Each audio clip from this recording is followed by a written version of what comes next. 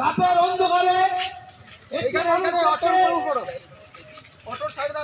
যেভাবে অপমানজনক কথাবার্তা বললেন মন্ত্রী, তখন তার নিজেকে সামলাতে না পেরে কটু কথা কিছু বলেছেন। তা বলে এই নয় যে তার মন্ত্রিত্ব চলে যাবে, তার জন্য আমরা তার তীব্র প্রতিবাদ জানাচ্ছি। তিনি সাধারণ জনগণের মন্ত্রী, সাধারণ মানুষের জন্য তিনি করতে চেয়েছিলেন, কিন্তু সেই প্রতিবাদটা কোনো কাজে অল্প স্বল্প একটু জায়গা দিয়ে বসানোর হোক, কিন্তু তার কথা কোন রকম কর্ণপাত না করে মন্ত্রীকে বরং আরো বলেছেন যে উনি দলদাস, উনি জাতি এখানে ব্যবসা করে দোকানপাট করে আমরা দিন নির্ভর করতাম।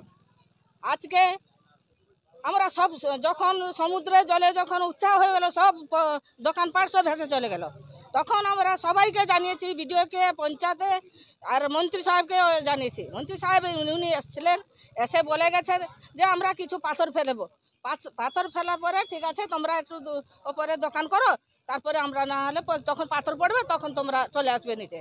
আমরা সেইভাবে সেই উৎসাহ নিয়ে সবাই বলেছে। আমাদের রেঞ্জার সাহেবও এসেছিলেন, উনিও বলেছেন ঠিক আছে আপনারা মারুন, তারপরে না হলে দেখা যাবে, উনি বলেছিলেন। আমরা সেইভাবে সেই মনে নিয়ে আমরা কিছু দোকানটা করেছিলাম। সেই দোকানে আমরা দিনের বেলা কাজ করে চলে এলাম, রাত্রেবেলা রেঞ্জার সাহেব কিছু লোকজন নিয়ে এসে করাত দিয়ে কেটে পুড়িয়ে সব জ্বালিয়ে দিয়েছেন, কিছু জিনিসপত্র নিয়ে পালিয়ে গেছেন।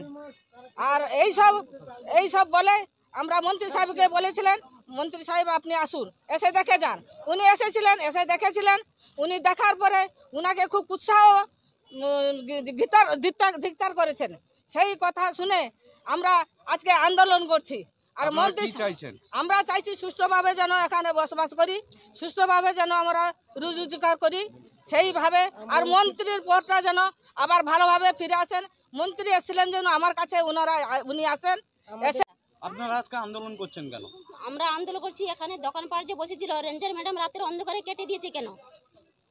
তো এখন কি চাই? ঘিরে রাখলে আমরা তপশিলি জাতি, এখানে মৎস্যজীবী 15 বছর ধরে আমরা ব্যবসা করে খাচ্ছি।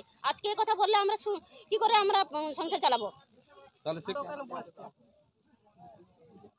এই ঘটনা নিয়ে কোনো কাউকে জানিয়েছেন মন্ত্রীবাদে?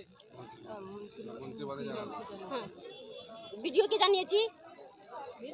ভিডিও এসেছিলেন? হ্যাঁ, ভিডিও এসেছিলেন। কি বলে গেছেন আপনাদের? উনি বলেছেন smart news Bangla, smart news Bangla.